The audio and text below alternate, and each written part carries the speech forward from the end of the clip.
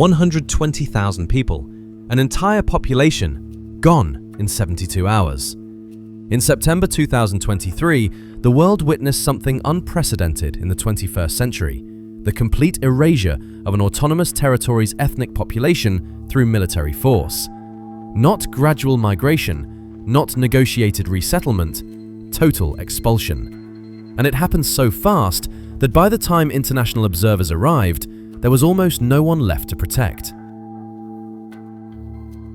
Nagorno-Karabakh, a mountainous enclave roughly the size of Delaware, had been home to ethnic Armenians for 3,000 years.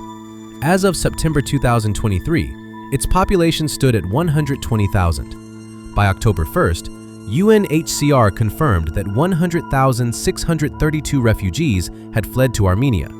That's 99.97% of the population, displaced in less than a week. The region today remains entirely depopulated of Armenians. This is the first complete ethnic displacement of an internationally recognized autonomous territory this century. The final assault began on September 19, 2023. Azerbaijani forces launched what they termed an anti-terrorist operation. It lasted 24 hours, but the groundwork had been laid 9 months earlier. In December 2022, Azerbaijan blockaded the Lachin Corridor, the only road connecting the enclave to Armenia. That single move transformed military pressure into infrastructure starvation. By August 2023, Human Rights Watch documented that daily food intake had dropped to under 500 calories per person. That's less than 2 cups of cooked rice for 9 months. The blockade wasn't just about food. Medical supplies vanished, fuel disappeared, electricity became sporadic. Azerbaijan controlled the single artery keeping 120,000 people alive, and they slowly tightened the grip. When the military operation finally launched in September, the population had already been starved into submission. Resistance was impossible. Evacuation became the only option. 72 hours later, satellite imagery showed empty streets and abandoned homes across every major settlement. The strategic calculation was coldly precise. Azerbaijan's oil revenues funded an estimated $1.8 billion in military expenditure for 2023 alone. The enclave's entire economy was valued at just $350 million annually. This wasn't a fair fight. It was petrodollars versus a besieged population with no external support. Russia, traditionally Armenia's guarantor, was preoccupied with Ukraine and dependent on Azerbaijani energy cooperation. The West was focused on Gaza and Ukraine. The timing was deliberate. International attention was elsewhere. If you're wondering how a population disappears this completely in the modern era, hit that like button, because this pattern isn't unique. 8,000 kilometers east, another enclave reveals similar vulnerabilities. Oecusse, an 815 square kilometer territory, belongs to East Timor, but sits physically separated from the rest of the country, surrounded by Indonesian West Timor. During East Timor's independence struggle from 1975 to 1999, Oecusse's 68,000 residents became targets for Indonesian military operations designed to alter demographics before the independence referendum. The April 1999 Liquica church massacre killed 200 civilians sheltering in Catholic buildings.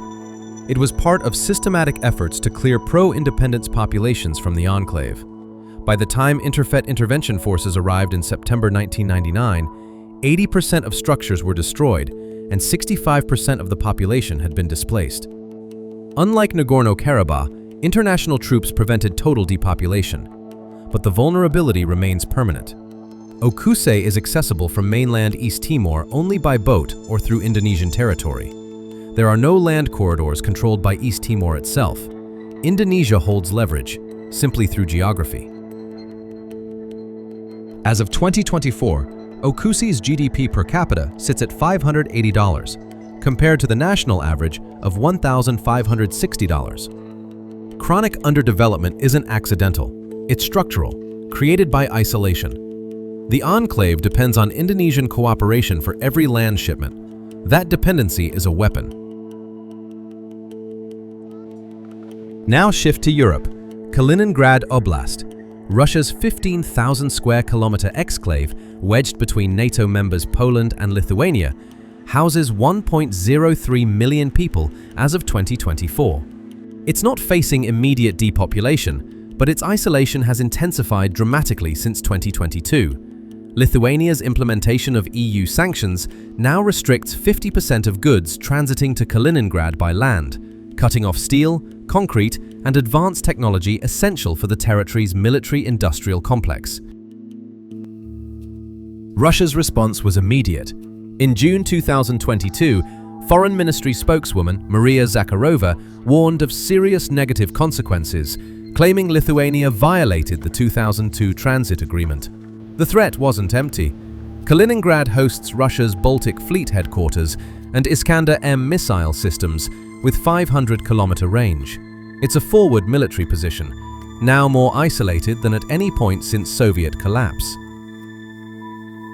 The entire enclave's connection to Russia depends on the Suwalki Gap, a 65-kilometer stretch of Polish-Lithuanian border. NATO war games since 2023 have explicitly modeled Kaliningrad isolation scenarios. Rand Corporation analysis indicates the territory could be cut off within 60 hours of conflict initiation. Geography creates permanent leverage. The enclave is hostage to the corridor. 3 cases, 3 continents. The pattern is consistent. Geographic isolation plus resource dependency plus great power distraction equals conditions for enclave elimination or permanent control. Globally, 47 internationally recognized enclaves remain, housing approximately 3.2 million people. Climate change and rising nationalism are accelerating the pressure. Water scarcity threatens Jordan River Valley enclaves. Nationalist movements target minority territories from Serbia's Republika Srpska to Azerbaijan's own Nakhchivan exclave, another Armenian-bordered territory with 459,000 people. The Nagorno-Karabakh precedent matters because it demonstrated a blueprint: blockade infrastructure, create famine conditions, launch a brief military operation when the world is distracted, and achieve total demographic change in under a week. The International Court of Justice issued provisional measures in February 2023, ordering Azerbaijan to ensure unimpeded movement through the Lachin Corridor. Azerbaijan ignored the order. There were no enforcement mechanisms. By September, the corridor's role had shifted from lifeline to evacuation route. Satellite imagery from Caucasus Heritage Watch, published in November 2023, documented the dismantling of 89 Armenian churches and monasteries following the evacuation. This isn't just population displacement, it's the systematic erasure of 3,000 years of cultural presence. As of January 2025, the region remains entirely depopulated of Armenians. The operation is complete. The world looked away because it could. Because enclaves exist in a legal grey zone where sovereignty is contested, and international intervention requires political will that rarely materializes. Nagorno-Karabakh proved that with the right conditions, an entire population can be erased in 72 hours. The only question now is which enclave is next. Subscribe to see which isolated territories are already showing the warning signs, because the pattern is repeating and geography doesn't lie.